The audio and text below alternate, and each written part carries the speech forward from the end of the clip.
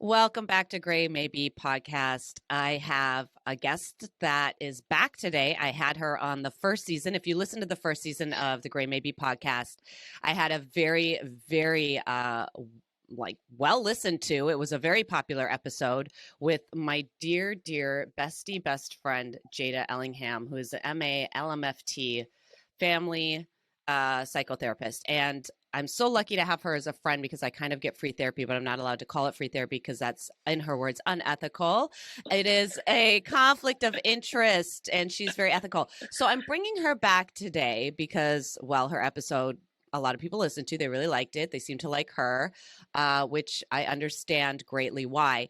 And, we'll see where this takes us. She's probably going to talk a bit about processing trauma and process in general. That's what she talked about in the last episode. And I think it was super helpful for not only myself, but a lot of the other listeners. So Jaayda Ellingham, welcome back to the Gray Maybe podcast. Will you give yourself like a little intro for those of the listeners who might not have heard the first episode? Yes. If you didn't hear my name, my name is Jaayda Ellingham. I'm a licensed marriage and family therapist. My background, I have a private practice and I work with anxiety, trauma, and grief, and a lot of relational issues, couples, individual, family therapy. And Great. That's about it. That's all you got. That's my intro. Well, also, because people don't know, before you did this career trajectory, you were a professional dancer. Yes. And you were a successful professional dancer. You had a very well-regarded and desired career in the professional dance arena. Mm-hmm. Yes. You're also from Canada. I find that I watched you work really hard to get your citizenship, answer questions on a citizenship quiz that I would have failed, or test.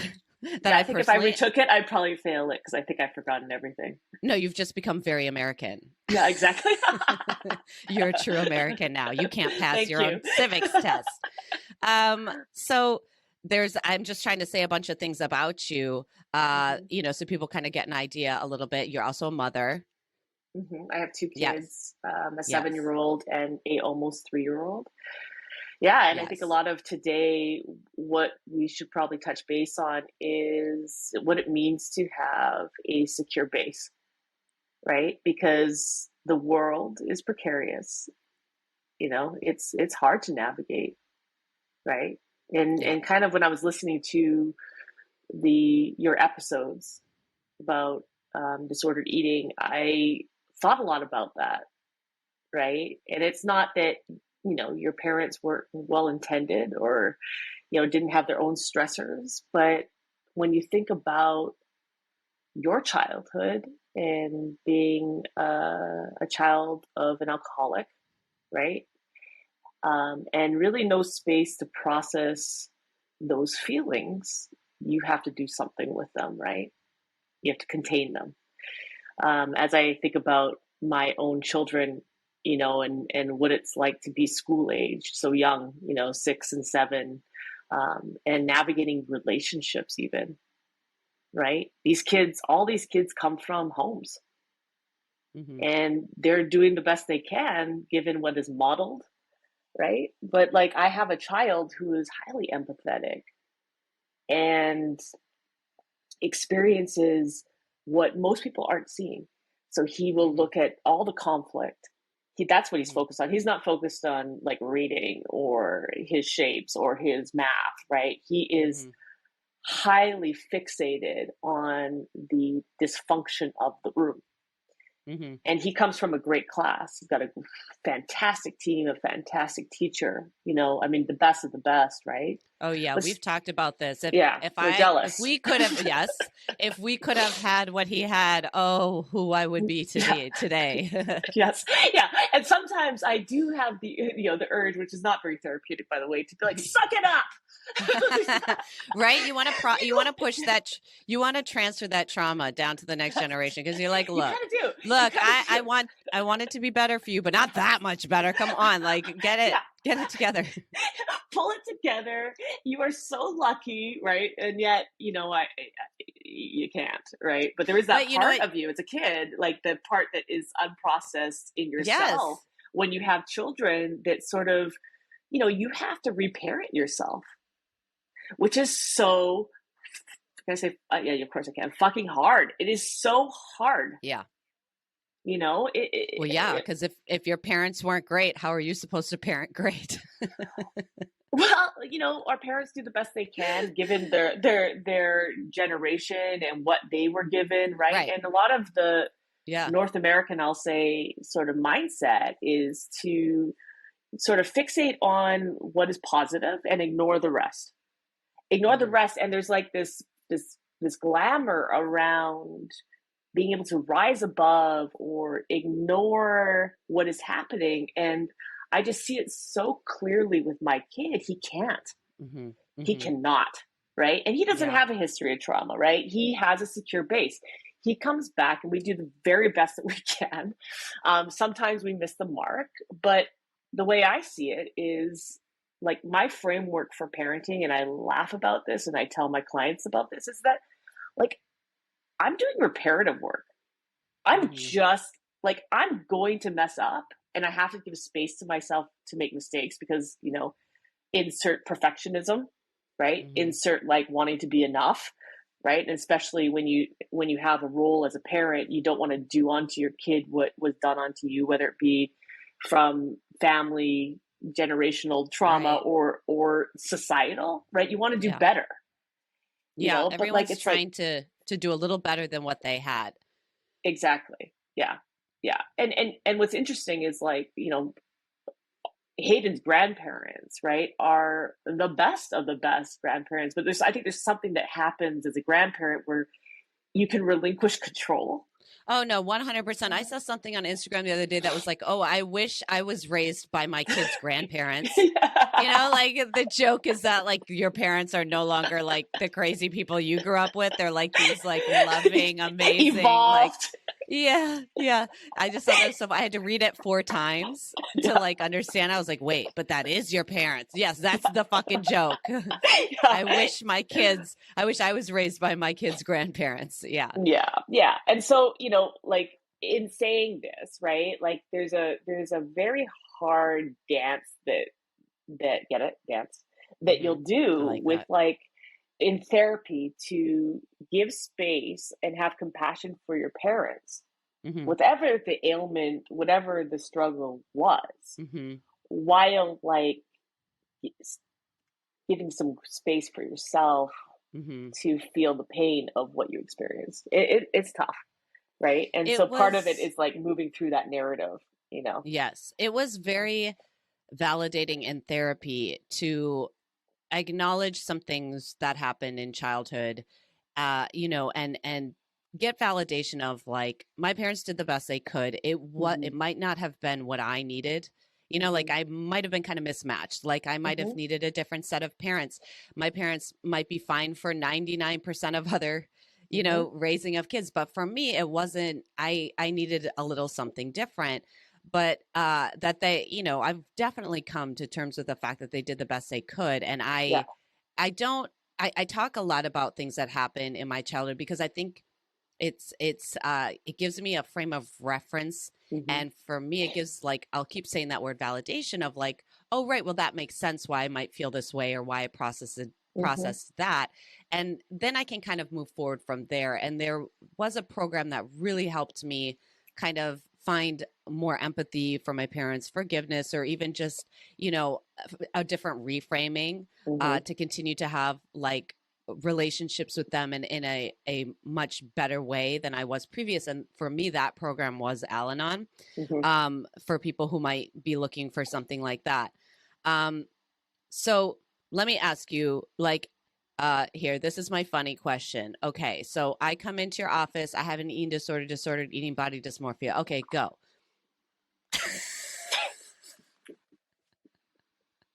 Is that a good segue? That's a terrible segue. Okay, so now go, Jaayda. I need you to cure me. Yeah, well, let me give you some of the process, right? Just so maybe anybody who's listening to try to destigmatize and sort of create a space for therapy to be a safe space, right? Yeah. Sometimes you need to know what you're getting yourself into. And so a lot of people won't go to therapy because they think, oh, the therapist is going to judge me, right? Mm-hmm. So, there's people that won't disclose certain things. And I really, with somebody, let's say, that has eating disorders or a history of trauma, I'm really mindful of boundaries, because typically people who have trauma, where they were, the control was taken Mm-hmm. from Mm-hmm. them, right? Mm-hmm. So when someone like you would, our first visit, I've already had you fill out, first of all, an informed consent, right? Which is like, what is the boundary between you and me? Well, you're going to pay me even if you cancel 24 hours in advance, right? There's certain things that protect the relationship, right? The other part is like confidentiality, right? That everything that you say there in the office is confidential between you and me. That means you have autonomy, you have control, right? That's why it's so important to like have that ethical legal thing there, which is you'll see a lot of, which kind of bothers me, I have to be honest, right? When you go on Instagram and you see people sort of navigating different career choices, but they're not really trained, you'll see them breaching these really important boundaries for people, which are like, either they're talking about a client that they coach, and you see I did this, right? That they coach, and they are talking about them, giving off demographic, like they didn't get permission to speak that person's story, right? So therapists are holding that, and it's very important. There's only like a few things that, because therapists are mandated reporters, right? And I make this very clear, because I want people to have agency. I want them to have choice. But like, if you're going to tell me that your neighbor is molesting a child, right? You need to know ahead of time that when the authorities are going to show up at that door, because I am a mandated reporter. I have to report this, right? So, right, sexual abuse, physical abuse, neglect, emotional abuse is kind of like this gray area, right? It's not, because it's like, what does that even mean, right? Suicide, homicide.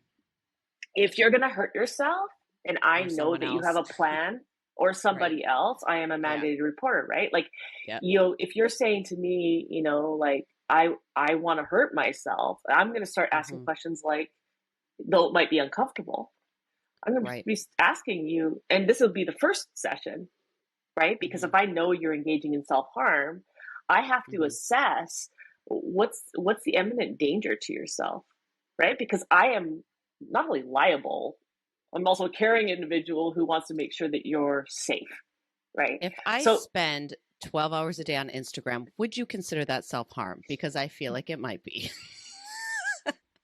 I think that the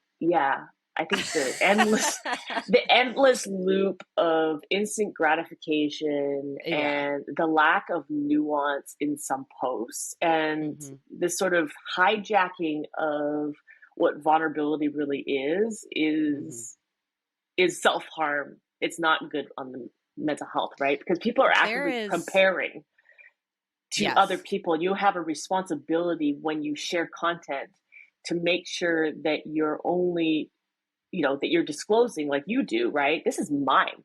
This is my story. I don't speak for everybody, right? But you have people that maybe have a history of trauma, or maybe have these issues that arise in their life, and they speak globally, right?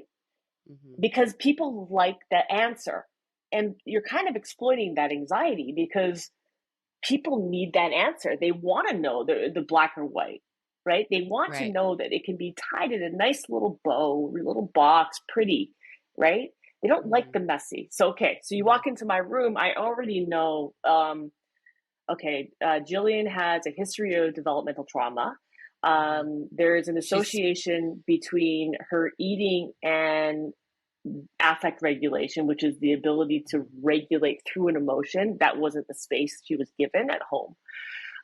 She has a history in dance.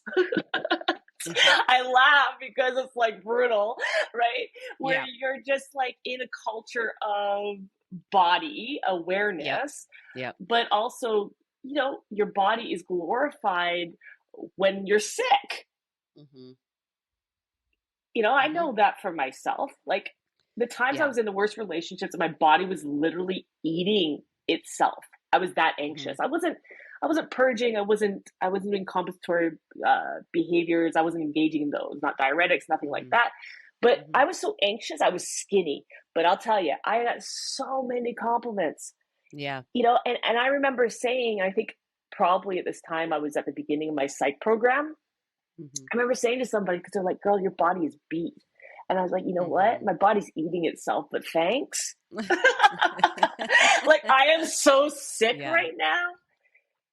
My hotness is a reflection of how sick I am. Yeah. That's confusing. And I think it's a really good reminder, because I think our culture so much, it's hard to compliment someone without it being tied to physicality. Like the next time you go to compliment someone, when you're complimenting someone, notice how often you go to the physical to compliment someone. And I have a friend of mine whose lovely mother has passed away from cancer, but when she was really sick with cancer, she was very thin at one point, and people were constantly telling her how great she looked. And I remember my friend talking about this all the time, because I know people don't mean to be offensive, but you just never know what anybody's physical situation is. And so I've always tried to really try to not comment on people's weight loss or gain. And even in my head, because I was so fixated on my own body, it also led me to very much obsess about what other people's weight loss and gain were as a comparative measure. Yes. And so if someone looked to me like they might have gained weight, I would really obsess about that. And that's like really shameful to say out loud, because I don't like that. And I've tried to change that in myself because unfortunately, noticing things is what we all do. And some of us notice more things than others. Hayden and I notice a lot of things. Your son and I have that in common. And so when I notice those things, I have to gently remind myself that other people's bodies are not my business, and that I don't need to notice it. It's none of my business. And in teaching younger adults, I have to be really careful too, because I do worry about their health.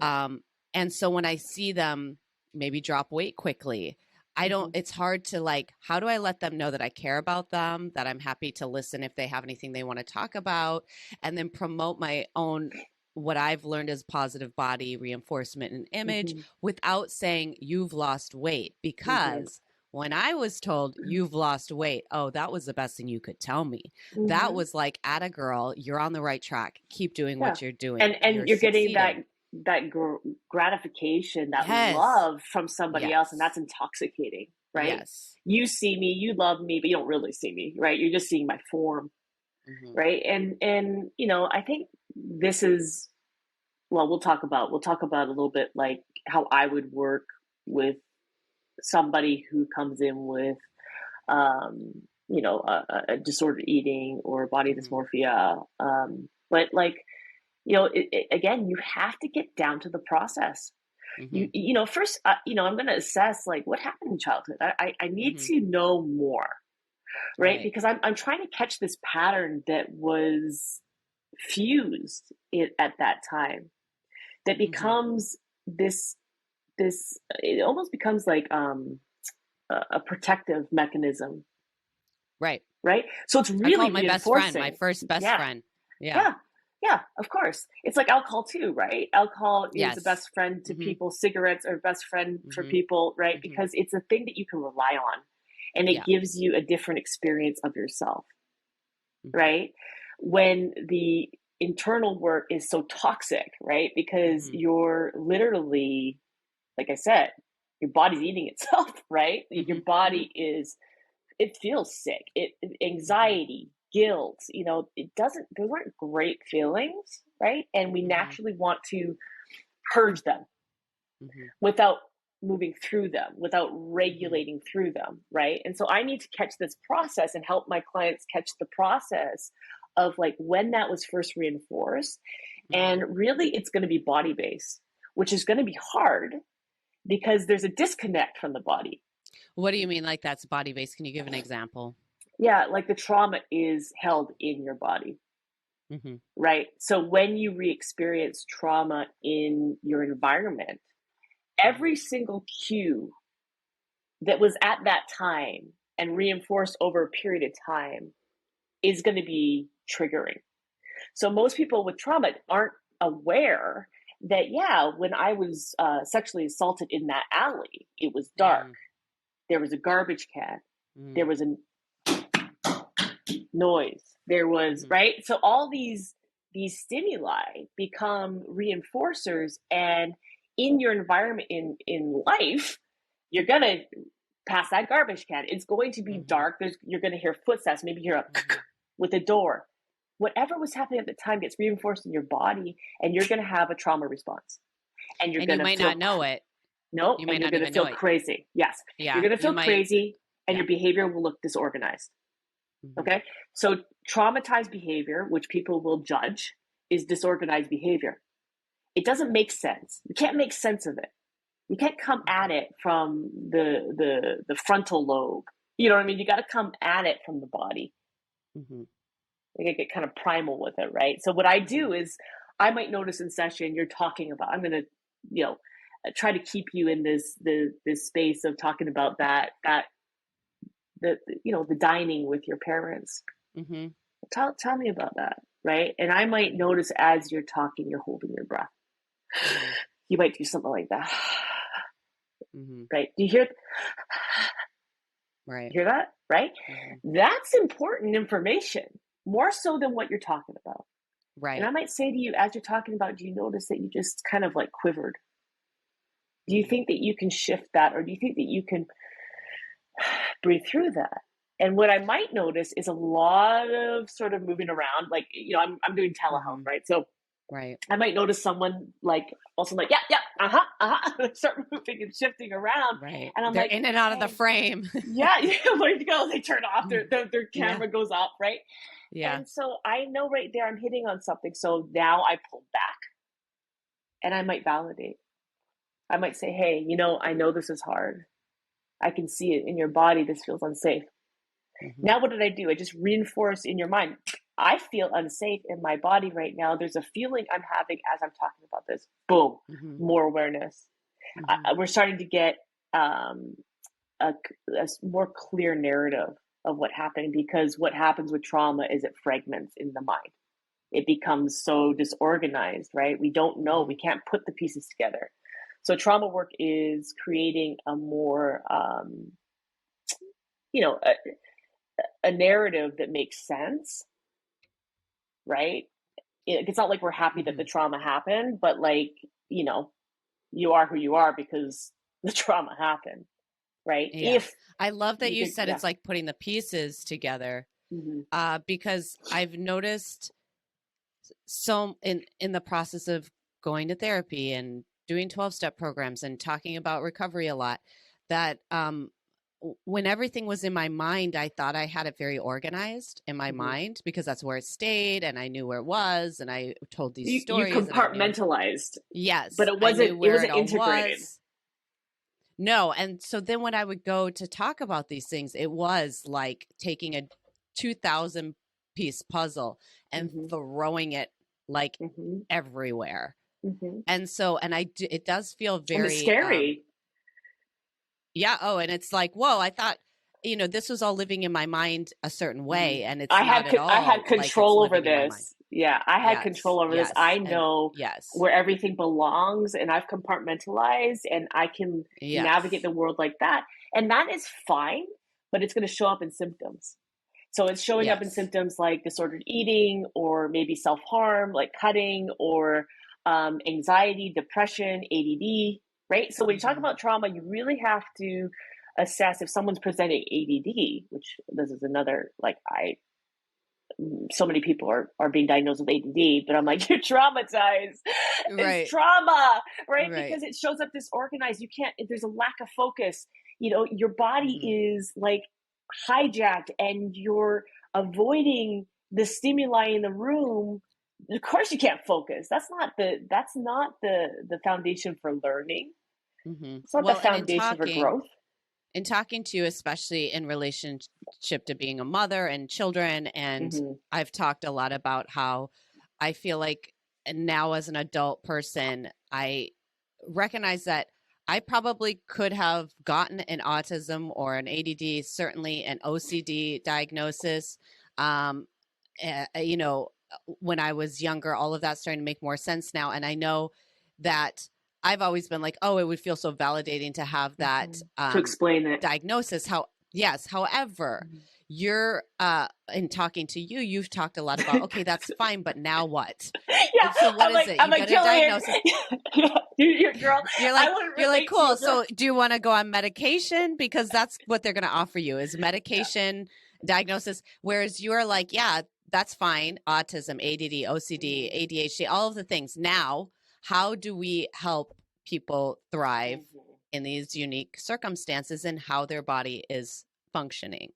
And so that's where I think like you've always come up with the same answer, and that is like mindfulness, processing trauma, you know, like CBT, like all this stuff. What's not CBD, but CBT. Just kidding. Yeah. Just kidding. Cognitive behavioral therapy. Yeah. Or mindfulness based. Yeah. Something body based, somatic experiencing, you know, EMDR, whatever, right? Whatever the intervention is. But this is funny because, you know, I remember when you were coming to grips with it all and you kept, this is my bulldog in me, right? And also because I just love you. I'm constantly coming to grips with something. This is an ongoing process. Don't act like I'm on the other side. I know.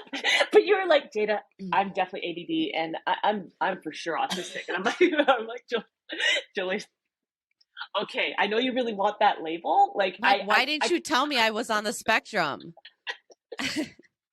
And all of that, right? If you're on the spectrum, right, or you have ADD, that is a real thing, right? And it's like a neurobiological thing, right? And it's not everybody, right? So we have an uptick in all these diagnoses, and really, no one's looking at the pandemic. No one's looking at like the impact of these things that we've gone through collectively or individually, or if we have a good, secure base at home. Children who don't have a good secure base at home, they go to the wild jungle, right, of school with all the different relationships and you know, beginnings of trauma right there, and then they come home, they get beat. We're back. Well, because this is the deal, right? Most people don't want to unearth that because, like you said, you have compartmentalized it, right? You have, you know, you put in nice little boxes, black or white, and this is safety. But it's not helping you because it's showing up as symptoms, right? And so what I'm saying is like to have a secure base, to have secure attachment, right? We're talking about attachment theory, right? When somebody has insecure attachment or disorganized attachment, meaning really inconsistent, right? You learn that you don't have that foundation, okay? So now you enter into the world, which is, wow, right? And I see it. I see kids acting out on probably their family systems or just their own anxieties about being in an unfamiliar setting with competing demands. And they all manage it in their own way. They're children, right? But like, imagine if you're like my kid, right? So Hayden sees everything in the room. He hyperfixates on the dysfunction in the room. And because he has a very strong. I don't have to imagine any of this. This is this is your life. Yeah, me. This is you. Yeah, and he has a very strong arousal response to it. So much so that it's like how it was sort of named, which was really great for me, was that like in his OT was like Hayden's amygdala, right, which is his emotional center of his brain, overfires to certain triggers in his environment, right? And he becomes hypo-aroused. He becomes panicked. It doesn't look like, this is a kid without trauma, right? And it doesn't look organized. It like is almost like he gets bumped out of his window of tolerance. Like he'll start off, well, now he's having a difficult time at the beginning of the day, meaning transitioning into the school setting. He's talking about like, it's scary. People are mean. Right. And then he's kind of losing it. Right. Like there's like a definite, like, you know, extinction burst happening with his behaviors. Like he's amping up and it looks very disorganized, right? He's just got a very good team there. This school is amazing. They've got an amazing department, right? But like, let's imagine he didn't have that. Let's imagine, because this is my fear as a parent, right? But he has it because I make sure he has it, right? But like, imagine he doesn't have it and he's a kid like my kid who's highly empathetic, who sees the world. He perceives it at a heightened level. And yet he doesn't have the language to affirm what he's seeing. It's very scary, right? Like, I don't know what's going on. What is going on? Why is so-and-so fighting with so-and-so and so-and-so hit so-and-so and so-and-so turned to me and said, I'm stupid. And so-and-so, like, what is even happening, right? He doesn't come from that. He doesn't come from chaos, right? But that's chaotic to his little body and it overfires and he gets hyper aroused. He doesn't get hypo, which is I've dissociated, which is like which I would have done as a kid. So I was like, the world was scary. People thought I was shy. I was out. Jaayda, peace out, right? Too many comedic demands. I didn't know what the heck was going on. They were talking about ABCs. I was like, what are we talking? Like, this is a foreign language. What is even happening? Scared. Right. And like just shut down because there wasn't, or cried. Right. But I wasn't attended to, right? Hayden is attended to. He is treated in a way that is so dignified, right? They don't just an example.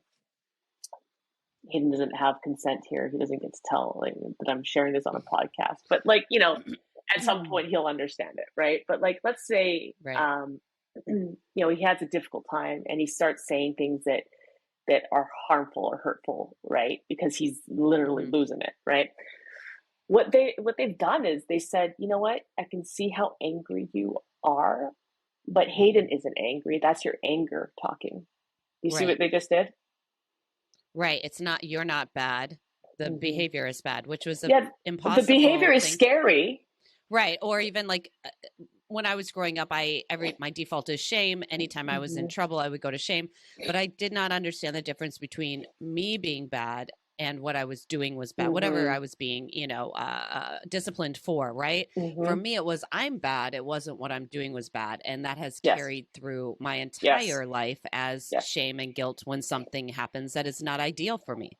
Yeah. So let's take you through my process, right? So I used Hayden, right? But me as a parent, I'm highly empathetic too. And I have a very knee-jerk response to being good enough parent, making sure that I'm responsible. I'm raising a child to the best of my ability. This has always been, it's not perfectionism necessarily. Like I know I'm not gonna be a perfect parent, right? But like, I want to make sure because I'm response able, I'm able to respond. I have the awareness that I'm doing the best for my kid, right? So I'm experiencing this. So as a parent, right, who's highly empathetic or maybe even not, let's say, right? It's stressful. And so, in that exchange, my kid who's highly empathetic is also looking at me who's anxious about his anxiety. Right. It's a gong show. And I need to regulate myself. I am getting not dysregulated because I know this is anxiety. I am an adult, right? This is anxiety. This is social anxiety. He's in a safe space. These people care for him. This is only this moment. It's tension right now because the anxiety is manifesting is that he cannot escape it. I know this because I'm a therapist, right? He cannot escape it. I have to hold that boundary. I'm dying on the inside. I'm literally dying. And then I go into my car and I cry. Right. Okay, I cry. I release, right? Because it's stressful. I love him so much. I hate to see him in pain. Right. Right? But let's imagine the same kid. No support system, nobody to externalize the feeling from the identity, the person, right? They start to say you're bad. They put him in punishment, right?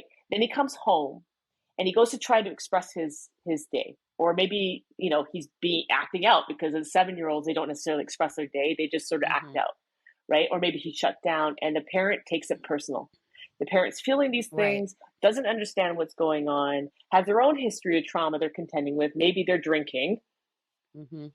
Kids experiencing something. You've got no time for it. Shut that down. Because guess what? I'm shutting it down within myself. Right? So when I look at what you're saying about your early childhood experience, that is adverse childhood experiences, right? That is trauma, whether someone wants to say that or not. these things are reinforced in early childhood and manifest as symptoms. Okay, so we cut back to Jaayda, I'm autistic, Jaayda, I'm ADD, and I know you, and I'm like, no, you're not. And I know you want to hold on to that. I could be. No. These diagnoses have gone in a little bit like. I am highly sensitive. Yes, that's different. That's not autistic. There's a relatability and a lack of relatability between the two. Highly sensitive person can look autistic, can have sensory sensitivities. Someone who is on the spectrum is almost like they have sensory sensitivities, but it's a little more disorganized, right? It's a little more disorganized, and there's a lack of relatability, and usually it manifests as rigidity and needing that rigidity, which is like repetitive patterns. I'm rigid.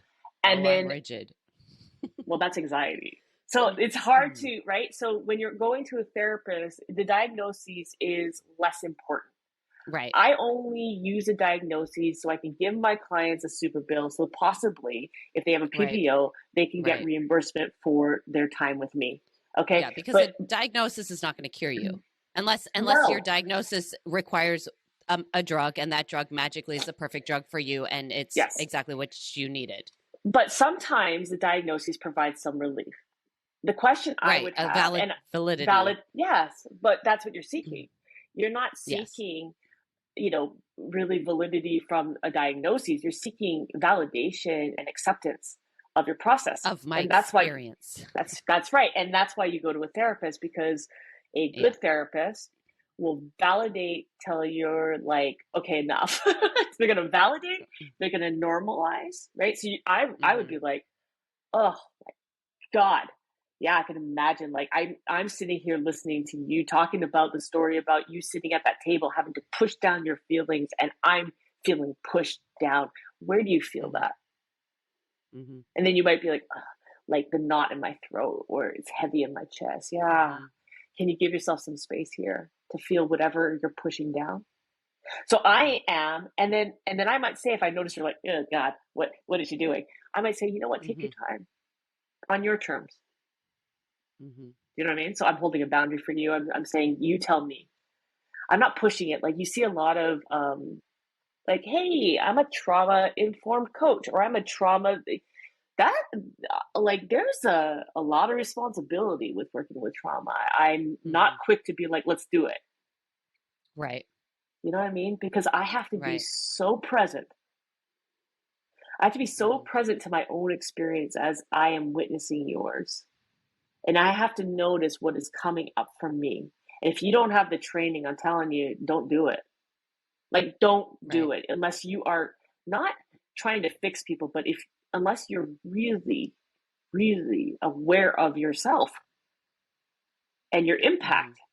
You have to be responsible, right? So there's the ethics, and there's, the ethics and the legal considerations that a therapist will have over somebody who might have a certification in something.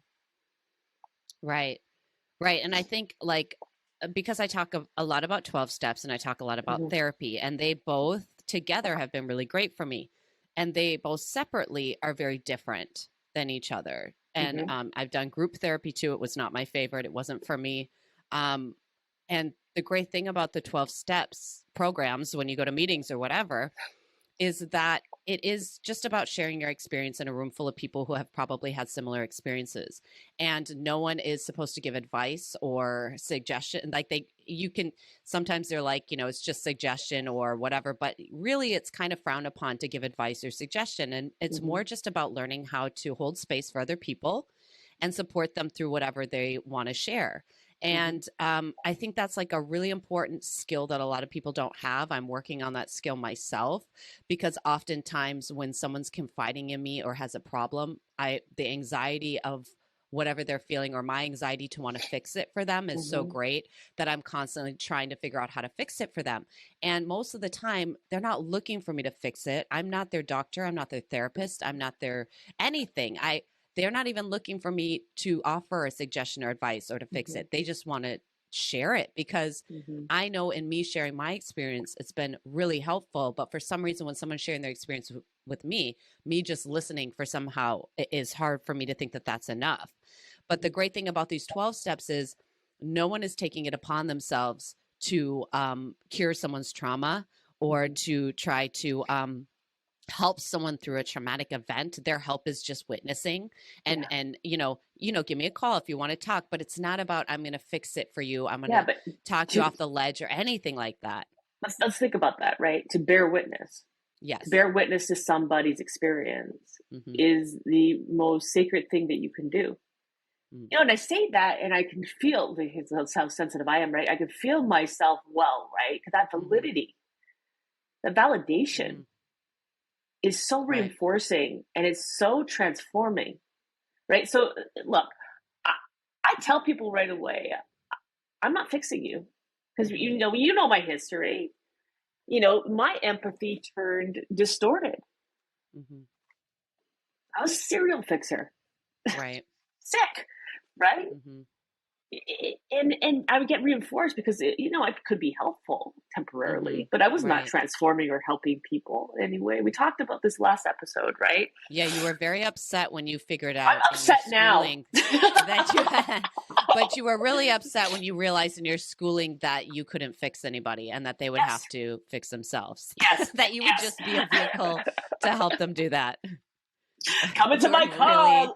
I'm hanging out. Yeah, exactly, right. So yeah, it's but the power is in witnessing. The power is in holding that space, and what that means is it's radically accepting their experience without cross talking. And right now, sometimes what will happen in therapy with people who have trauma is they sort of start to spiral as they're feeling emotions. So they really, what that tells me is they're really attached to that narrative, right? So they're like re-traumatizing yourself in talking about it. Yeah. And so in those moments, I'll be like, pause.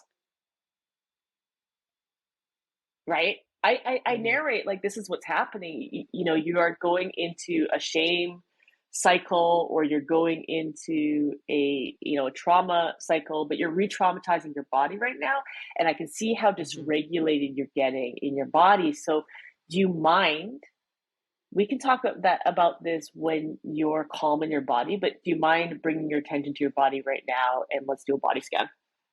Then when you're regulated, right, when you've learned, I can have these spirals, I can notice them, and I can come back to my body and I can regulate.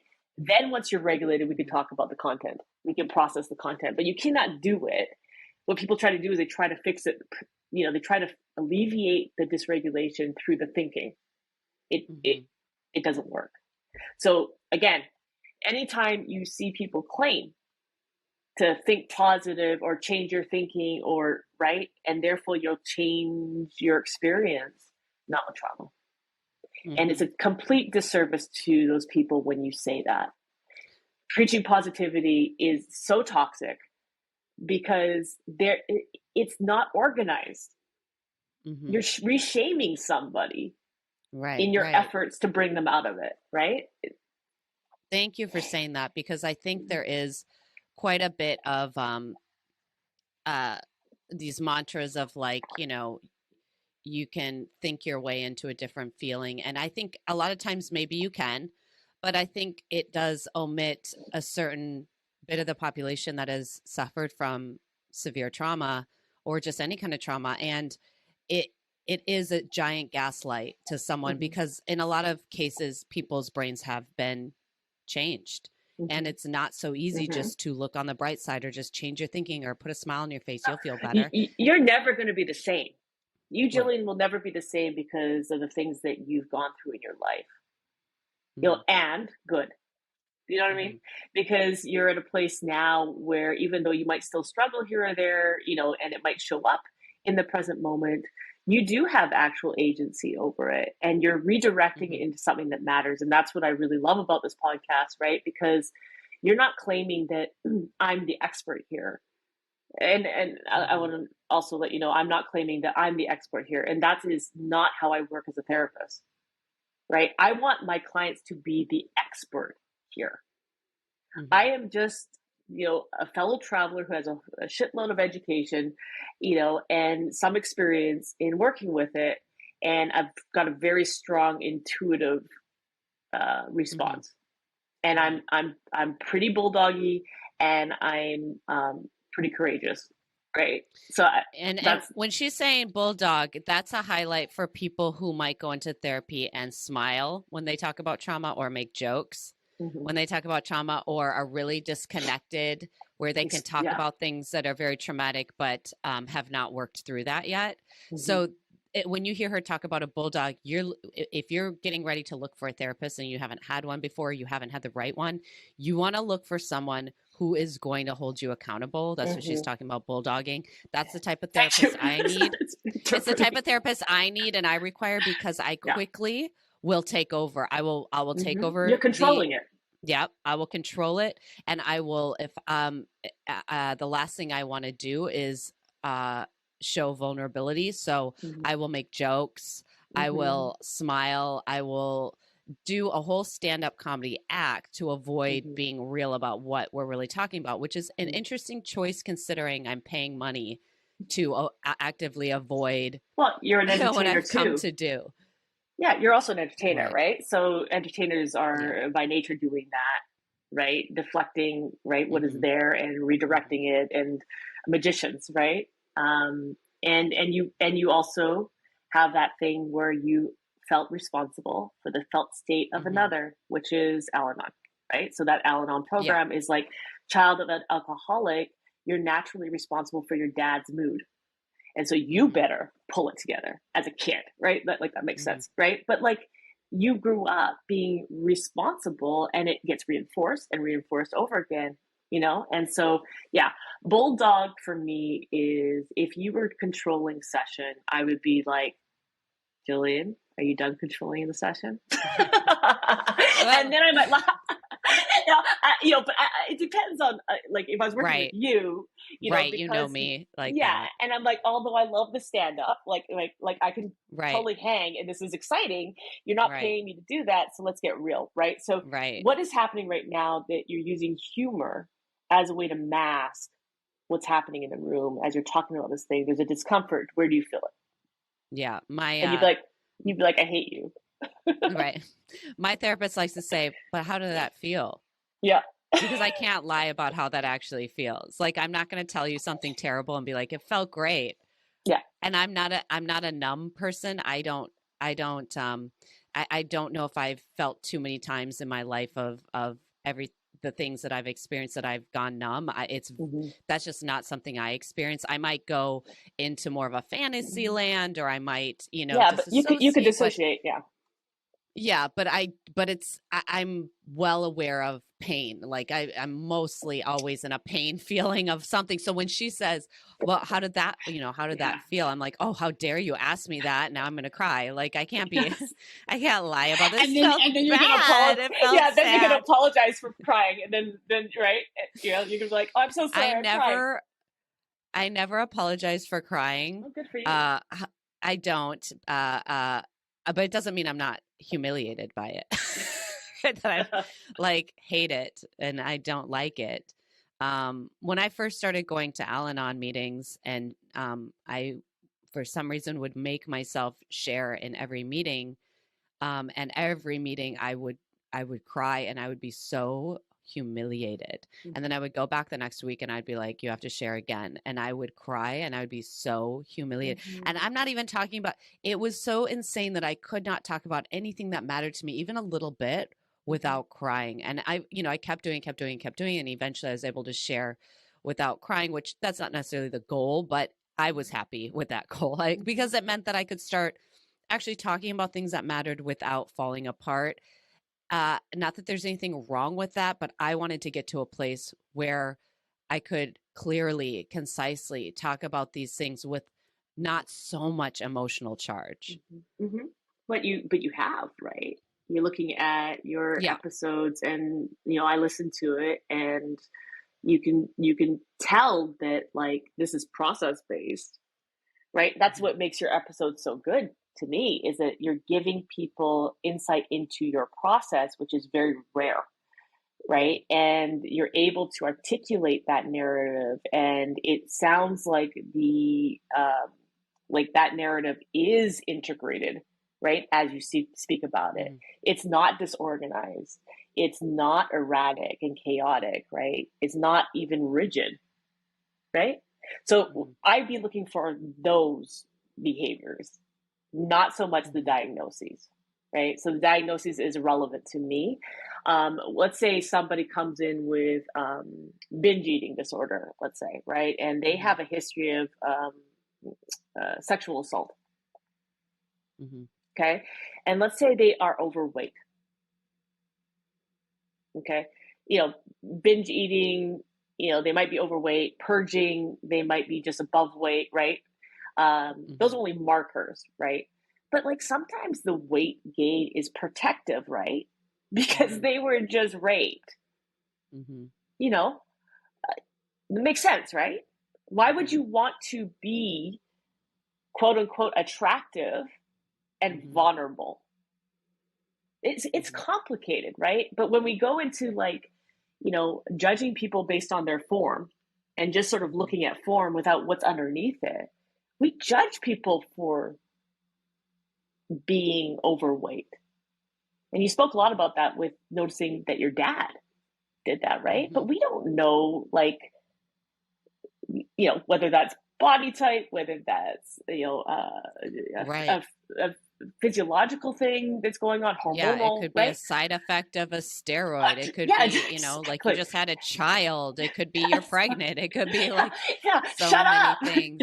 Right? Because until we get to the point where we're comfortable with the uncomfortable, meaning like we're never going to be comfortable with that, right? But like we're able to navigate it within our own experience, we're never going to be helpful to anybody. We're going to be toxic to each other. So that's also what I love, like quotes that say, don't be around toxic people. I'm like, oh my God, like try it. Where are you going to go? Where do you escape from? Exactly. I can't even escape my own toxicity. Exactly. So that avoidance, right? I look for avoidance behaviors, and I tend to sort of try, as a fellow traveler that's in my car, right? Steering them into the direction with their consent, right? To the behaviors that elicit some anxiety into the direction of their valued or their stated values, not mine, theirs, right? It's hard work, right? This is the homework that I do. Notice more, right? This is the intervention. You need to turn that part of your brain on so that we can get going, right? And I know it's hard. And I'm with you, right? Whatever shows up, notice that. If you're self-punishing by judgment, notice that too, because that's a good one. We do that to get ourselves out of it. It doesn't work. Everybody's doing that. Like, it's that external critic that is reinforced the internal critic, and we just nail ourselves and like beat ourselves up like you were doing, right? In order to get yourself skinnier, more lovable. Away controlling, the emotional piece that wasn't attended to because it's unsafe to be in your feelings because it wasn't modeled and nor was it held. Yeah. That's all. Period. Period. Okay, here we'll do a little practice therapy. So this is a true story for me. This happened. Yeah, we're role playing, except my script is real. Great. I will be playing myself in this role. So 2 days ago, this is a true story. I put on a pair of jeans that I haven't put on in a while. Now, these jeans categorically for me are jeans that fit with some excess. They are supposed to fit. In the past, they've always fit easily and not tight, and have felt like I have different, like many people with eating disorders, I have different wardrobes within my wardrobe. I have wardrobe from when I was so skinny. I have this weird hopeful sickness that you won't let it go. Wear that again. Yeah. Yep. Yes. I have clothes that, are more recent that are probably purchased with whatever my body type is right now. And then I have stuff that is oversized because in my recovery, I started to realize that feeling certain tight clothing on me was triggering, and I felt more comfortable if I was swimming in something because it didn't elicit the same response. So I have those types of clothing too. So this would fit in the probably like, I don't know, medium category of like something that traditionally would just fit normally and would not feel tight. I put those jeans on and they were so tight. They were tight. It was hard to like put the button on. They were like fitting, like my butt was taking up a lot of the room in them, which like made them feel like they weren't fitting quite right. And I, immediately there's like this panic of like, oh my God, I can't believe I don't fit into another pair of jeans. Oh my God, am I really that much bigger? Oh my God, these are the jeans that always fit. Oh my God, I hate the way this feels. Oh my God, I'm expanding out. These are like, they look terrible. Can I tolerate wearing them? And that immediately was like, absolutely not. I cannot tolerate wearing these. These are just going to remind me of how I feel. And then I took them off and I put different jeans on. Yeah, that's escape. But wait, pause. You're going to be able to resume, but you need to remember what you're going to say. I'm not going to remember it because I don't know what you're going to say. Okay. Those thoughts that you had. Yeah. All those thoughts, say them again. I can't believe these jeans don't fit. They normally always fit. I can't stand the way this feels right now. I'm obviously the fear of gaining weight, being bigger, taking up more space, being unappealing, being not a body type I like, flashing back to when maybe I first purchased the jeans, also to like photos that I have of me in the jeans when they were baggy on me. That I have posts on Instagram from years ago, like, oh, back then these were very baggy and I wish I looked like that. I want my body back to being that small. What can I do to do that? There's nothing in this moment I can do. How can I do that in the future? Like, that's a lot of energy, right? This is going to ruin my fucking day. It already has. So that is a lot of energy, right? Right. That is driven in the direction of trying to resolve something that's unresolvable, trying to control something that is uncontrollable, right? Unmanageable. And what I would have you do right there is, can you just notice those thoughts, right? As if they're on a train going by. And you might say, no, I'm staying on that train. I'm like, but could you I jumped off? Right on it and I'm going to ride it to the end of the station. Right. Until you take it off, right? Can you notice on that train what's underneath those thoughts? Can you notice maybe the feelings that are there underneath those thoughts? You said fear, right? What else did you say? Right. I mean, as you're saying it, you could feel a little bit of it. Yeah. Yeah. Fear, anxiety, guilt, shame, all of the best hits, all the Where do you feel it? I always feel shame and guilt very deep, like more in my not my stomach, but in my I don't would it be solar plex? I don't know, like in my gut, more in my gut. And it also, for some reason, and I haven't quite figured this out yet, that the guilt and shame that I feel is always tied to sexual guilt and shame. Like it feels the same. So there's something very much related to my body looking a certain way or not. And the shame of that is kind of always tied to like parental sexual shame. So it's deep. It's so old. Like there's a different, so there's always like I have different shame feelings, right? There's like the shame feeling of like getting called out in a classroom, oh, I'm a bad student, right? There's the shame of like doing something ethically or morally bad, oh, how dare you, like this childhood feels very young, like kindergarten kind of thing. And then there's like general shame and guilt, which is kind of omnipresent for me as I walk through life. And body stuff is always, and it always feels like parental, like sexual guilt from a parent, like, your, whatever this, sexuality, like you're bad, it's, shameful, and you should have guilt about it. Okay. So the thoughts are irrelevant. What you just took me through right there is what you're trying to avoid. The feeling, right? Yeah. And all these different parts of those feelings are connected to different experiences. Right. So what I'd have you do. The pants being tight is especially like, now I will be unattractive. It could affect my career. And there's something tied with being unattractive to being unlovable, obviously. Yeah. And those are, and survival, right? Your career. Yeah. So then anytime you bring in career, it's survival. Yep. Yeah. It's a survival state. Right. And so again, not that it's irrelevant, like it doesn't matter. It matters. But though that stream of consciousness that is occurring, right, that you're spending a lot of energy trying to figure out, that process right there, can you just watch it go by? And maybe, in your mind, like exit that train. Meaning you don't have to identify with it, right? Because what a lot of times it was when you get good at conceptualizing, right? You're going to start identifying, getting fused to those thoughts, right? It's almost like it becomes the thing that helped you originally becomes your worst nightmare, right? So I'm asking you to say, okay, you know what? Like that's there, all good. They're not going away. We're not fighting them. Like just let it go by, right? And then bring yourself back to the feeling of shame and where you feel it, right? And I also understand that's not going away either, right? No one likes to hear this, like especially from your therapist. Like it's not going away, but why are you fighting it?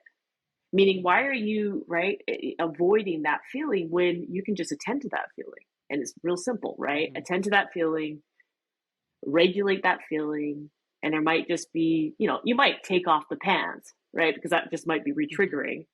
But you might do it, in a slower way and and say something kind to yourself, maybe, right? Right. Because it's sensory too. Yeah. In the past, I feel like I would have worn them as a punishment to remind myself of what I needed to do. So nowadays I'm like, that doesn't feel good today. It doesn't feel good on my body. Like I need to feel something that doesn't feel like that. Yeah, exactly. Which is just present, right? Like tuning into what your body needs, which is nurturing your body. That's a different reframe than punishing your body. Right. Right. So I like certain loose pants, and it's not so much the dancer in me, although I would say that like I dance better in loose pants than tight pants just because I feel free, but also there's a sensory thing for me with things that are too tight or too thick. And it could be connected to, not disordered eating, but definitely dysmorphia, definitely like I don't see myself, right. From being a dancer. And so, yeah, like it's okay. Like I'm not changing these things, but it doesn't get to run the show. In that moment, right? You're giving me, we're doing a role play, right? But in that moment, you're telling me all these thoughts and you're like living it out. And this is content based. And I'm saying it doesn't get to run the show. It could be there, but you're just going to watch it go by. Yeah. And what I really want you to do is hold space for whatever that shame feeling is. You don't need to fuse to it, because fusing to it would be like, I'm starting to run with those thoughts again. This is real, right? This is old. Like the difference between noticing shame and I am shame. Like I should. It's different. Ashamed. It's the difference between Hayden doesn't mean these things that he's saying. That's anger speaking. It's anxiety speaking, right? Like you'd say to a child, hopefully, right? Right. You're not bad. You're not bad at all. You're the kid that can't even stand someone squishing a bug. You're the advocate for bugs, you're hurt or you're scared. You're panicked. I get that. It's scary sometimes, right? But you're safe. You'd be talking to yourself like this. I had a friend or a fellow in OA, which is Overeaters Anonymous, that I did an outreach call to one time. I was like kind of struggling and I was just like, hey, I'm really struggling with A, B, and C, just doing an outreach call. And she said, yeah, that's the name of the game. We're all just here together riding these waves. And I thought in the moment, I was like, well, that's not at all helpful. Thanks a lot. Like I was like, I don't know what I expected her to say or do in that moment. But the interesting thing is the longer I think about it, it's stuck in my head. And the longer I think about it, the more I realize the genius in what she was saying, which was the feelings are going to come. You ride them like a wave. They come, they're big. They might be a tsunami. You're going to ride it. You're not going to let it crash you. You're going to get on top of it. You're going to ride it. And it might take a second because it's a giant wave. And eventually that wave is going to pass. Yeah. And then the next wave, you'll be out there waiting for it. Right. That's very Zen. It's very like Buddhist. It's very Eastern, right? Is that like our attachment to things is what causes our suffering,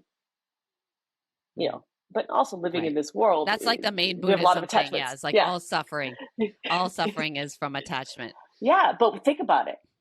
It's kind of true when it comes to emotional states or some of the streams of thinking that we hold onto, we cling to, even felt states of happiness and flow.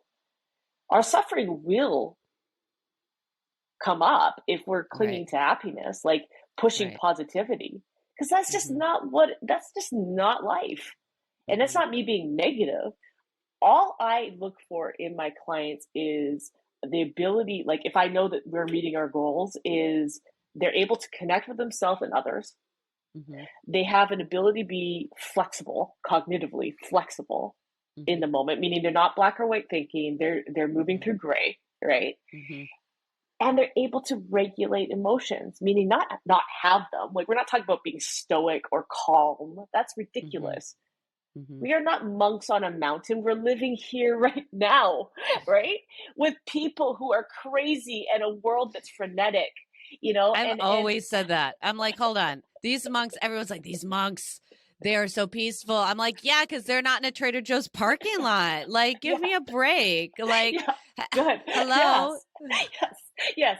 Yeah. Don't idolize anybody, right? Like, this is the thing. Even your therapist, don't idolize your therapist. Your therapist is going through it too. I will always tell people this is hard. And I know this because I go through it. The difference is I'm not you right now. I'm observing you and I have some skill set. But if you like I'm talking about like dropping Hayden off and experiencing his pain and going into the car and just crying and then overthinking, doing all the things, right? Yeah. And then I have to catch myself and I have to redirect and allow myself to feel and I give myself some like grace and say, you know what? He's safe and he's going to be okay. All I have to do is regulate myself and be there for him when he comes home. Give him space to talk. Give him space if he doesn't want to talk. Right? And hold a space to know that my kid is learning the hard stuff now. He's learning what it means to have grit in a chaotic world. He's learning how to regulate his feelings, through identifying them. And I mean, the kid gets like decompressing breath work. He does all the finger tappings. I mean, he knows how to do it too. It's amazing. Yeah. He gets to be pulled out. He gets to acknowledge what he needs in any given moment. And he'll say, you know what? I cannot concentrate. He's like, where's my headphones? Oh my God, what a luxury. I know. And he's got like a little thing that like, almost like a what's it called? Name it. Like a cubicle thing. So it's like he's got a little private area. Yes, a private area in his seat. He's facing a certain direction. He gets to walk around if he needs to, as long as he's not distracting. So there's still boundaries. Right. And when he's not going to test, but like if he does an assessment or whatever, he gets pulled out into his own space with an adult. I mean, I am jealous. Yes. And at the same time, yeah, thank God, you know, but like when you're built a certain way, I don't need to call it ADD or a diagnosis. I don't need people to accept Hayden. I need Hayden to accept Hayden. My job is just to love him, you know, like, and accept him, but to demonstrate like I love him regardless. All of this stuff. Your job isn't to make him into a version of you that you want. Well, and that's also is that not the parenting? Is that not what we're supposed? Did I miss what? It? You know, guess what? That is such an easy hijack. It is a thing that I bump up against a lot. Potentiality, kind of catastrophizing his potential. I mean, he's 7. Give me a break. You know what I mean? Yeah. And I'm doing this battle in my head, you know, and I have to remind myself that this is a little bit of the puzzle. Right? The big picture for him. You know, he's got his own journey, his own purpose, his own, you know, thing. And it's not for me to project mine, right? That's such a hard thing. It's a hard line for a parent, right? Yeah. Yeah. A parent said at a meeting once, my child is of me, but they are not me. I thought that was a good way to put it. I think I hear a lot of what you're talking about with Hayden, and I listen to a lot of audiobooks and podcasts and stuff when I drive around. And I've been listening to this audiobook called What Happened to You. And it's by this doctor named Dr. Perry and Oprah. And he's been huge into trauma. That's his main focus for a really long time. He's an expert in it. And he talks about resiliency in this book, and how resilient, you know, we often are quick to say that children are resilient, but he had said that no one is naturally resilient, that it's something that you have to kind of curate and create. And that when we say, oh, children, that happened to them when they were so young, they're resilient, what usually happens is they've just kind of push the trauma down. But if they have people around them that are helping them identify when they're ready, talk about things when a trauma when they're ready, and then helping guide them with their lead, like, which is pretty much what therapy is, right? You don't go to therapy and a therapist says, so tell me what happened yesterday. You know, it's not that kind of interrogation. You lead it, and then they kind of help you through it. And how that is how resiliency is born, is through a community. And that sometimes a strong community of people who can help children or someone through a difficult event, and letting them lead the trauma and them supporting, has been actually as beneficial or more than even having a therapist. Right. So so Hayden's lucky. He's very lucky. He's very lucky. And anyone is lucky if they have that. But also, if you have that information, you can try to curate, find that, and be that. But that book is, once again, it's called What Happened to You. And then there's one other book that I read, or I listened to a long time ago, that I thought was really great. It's kind of a standard in the mental health, area. I don't know if you've read it or not. It's called The Body Keeps a Score. Is it Body Keeps a Score? Body Holds a Score. The Body Keeps a Score. I did a certification with that group. That's how I learned a lot about the trauma. And that's why, and I take a lot of what I learned from that into my practice. Yeah, that's a great book. It's a great resource. The other resource that I would say, and I'm always preaching it, is Mona Delahooke, Beyond Behaviors. Right. So, you know, talking about like behaviors. Yeah. Beyond Behaviors.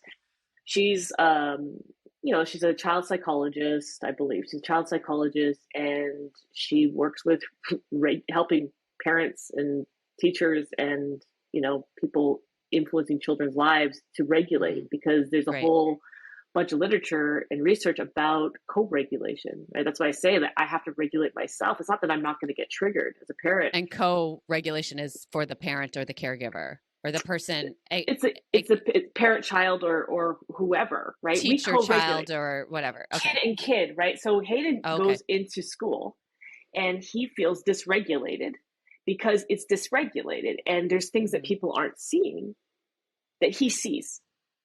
And when you say dysregulated, what are some other words for them? Like out of alignment, like revved up, or like panicked, dissociated. Right. Not at a calm state. You're not in a calm state. No, and it does not even calm, but like there's a window of tolerance, right? And we're trying to expand this window of tolerance. And if you're getting bumped out of your window of tolerance, you're hyper aroused, meaning you're panicking. If you're getting bumped below, you're hypo aroused, you're numbing, dissociated, whatever. We're trying to expand that window of tolerance so that we can work through triggers and regulate, not stay calm, feel, right? Feel whatever comes up, ride it like a wave, right? And then come back to center, whatever that is. We all have different baselines. I mean, I'm definitely baseline anxious. I joke around about it, because like I am not calm. There's nothing about my being that is calm, and yet I'm regulated. You know what I mean? But I know when I feel dysregulated, and I know it by some of the purging of my thoughts that happen.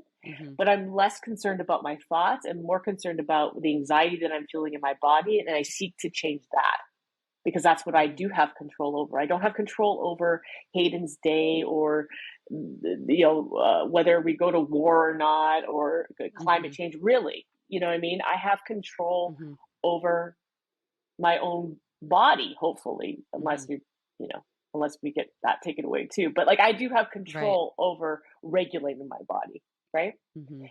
So Mona Delahooke's Beyond Behavior, but what it does is it goes through like different pathways, red state, green state, I forget what the other one is, but like, basically, am I aroused? It gives you a framework that teaches you what regulation is and different sensory experiences. I tell people to read that book because it has to do with the polyvagal theory, which is all about the vagus nerve, and that it's the largest nerve in your body, and it's how we bring in information and out the information through our body. And it is the thing that impacts every organ, right? And so, right. Your stress level is really an important thing to look at, right? As you navigate the stressful world that we live in. But you do have things within the realm of your control. And so this gives you a really lovely framework, but it's intended to look at kids, but you can look at your own self through this book, which whether you're an adult, you're a teacher, right, it's just helpful. The other one second, I'm going to move and get it. But the other one I really love, if somebody needs more structure, right? And this is, I use this framework in my practice because this was recommended to me by my former supervisor, and it's been really a great framework because it gives me a framework so I can flow in between it. Like the artist in me likes the choreography. I don't want to do freestyle. Right. Right. How dare you? Keeps me grounded. But it's called, it's acceptance commitment therapy. It's by the doctor who created this particular framework, right? This particular intervention. What's it called again? Acceptance commitment therapy. It's acceptance commitment, act, like acting, like ACT, like ACT. Yeah. Okay. And acceptance act. What's the last word? Acceptance commitment. It's okay. Acceptance commitment therapy. And this particular book is a workbook that if, let's say you're like, let's say you're in therapy, which I think sometimes if I feel like I have a client, let's say if I have a client who was doing well, but then gets bumped out and they are getting into their thoughts, I will recommend this book. And so it looks like this. When you say bumped out, you mean dysregulated? They're starting to get bumped out of their window tolerance. They're starting to get dysregulated. They're starting to really identify and get fused to their thinking, and they're starting to spiral, right? And so we increase the frequency of sessions. They come back in, right? And this can happen in your life depending on what's showing up, right? Because this is a journey, not a destination. But this says, get out of your mind and into your life. And it's Stephen Hayes. Okay. But it's a great workbook. Takes you through a nice structure. If you want like homework, I don't like homework, but I also don't like giving it. But I think for some people, it's a nice structure. Some people like assignments. They like workbooks, Yeah, and that's okay, right? So yeah. So we, in therapy, you can come back to that and revisit the chapters. I say take it slow, right? A lot of people like to speed through things, but you really, you could do these workbooks over and over again and find new information. Right. Yeah. Good. Well, Jaayda, please tell everybody, how can they find you, especially if they might want recommendations for therapy? Maybe they're interested in having you as a therapist if you had openings, or, just more information. How can they find you? I know you have a therapy Instagram. Yes, Jaayda Therapy. Honestly, I'm not really on it. So you can go there. There's probably about 15 posts. You're not checking out the DMs on that account as much? No, okay. I'm too busy for that. And I really haven't figured it out. And I'm not really interested at this time. But you can call my business number. Okay, I'll put the business number down. Yeah, I'll give it to you. It'll be in the show notes. Yeah, also Psychology Today, you'll find a database of therapists. If you're in the state of California, you could work with me because that's where my license is. But if let's say you're in a different state, you need to go to a licensed therapist within that state. And so you can go to Psychology Today and you can find me. I'm Jaayda Ellingham, right? Jaayda, a lot of vowels. And then Ellingham, Ellingham. I do telehealth. Some people prefer in person. I'm not doing that right now. But there are people. If you want to reach out to me and you would like recommendations, I do have a lot of great resources of other therapists who I think are fantastic, and that might be a better match. Even so, I don't necessarily think that everybody's a good match for me, right? And I only really work with people that I feel like I can be of service to, and so I'm not just taking on anybody, right? So I provide That's a consultation. good point because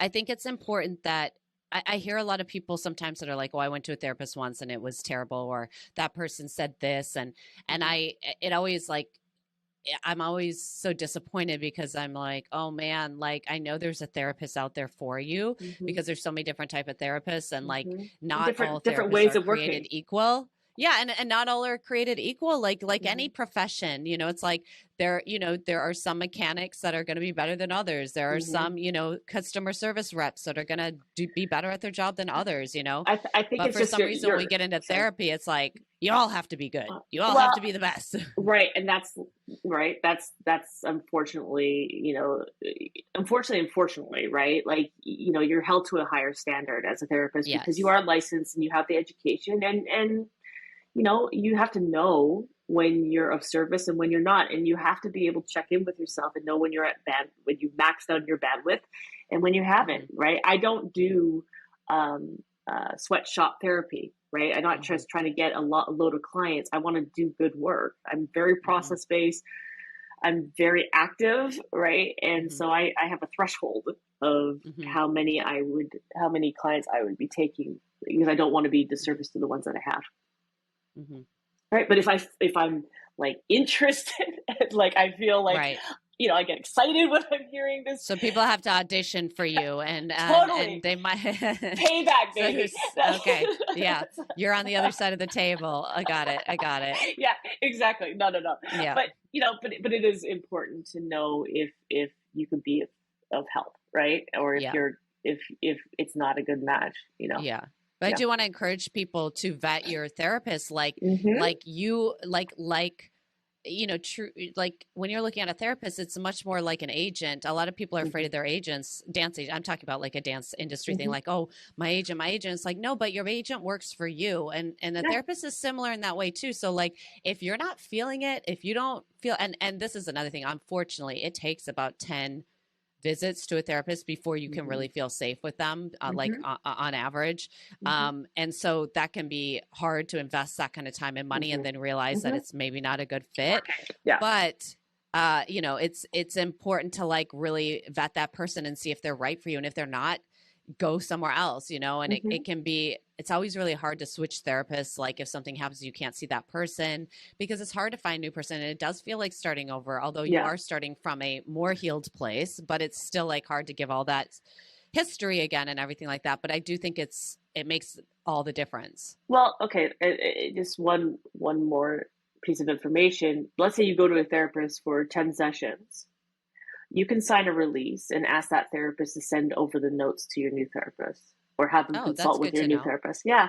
And that kind of stuff like should be offered, right? But most people are gonna be like, if you need me, I'm around, right? So I'm really about like, I want to get my clients to become authentic. And I want them to be able to use me as a vehicle for authenticity. What that means is getting real comfortable with what your needs are. When you are traumatized, your needs have been stripped. Your vocalization of your needs are not there, right? So even if it is, so I keep affirming, even if it is that 5 sessions in don't feel right, I'm gonna be okay. Like, you don't have to take care of me, right? So I narrate this, right? Because I'm like, what I want is that you have somebody who feels like a right match. So I'm there to help.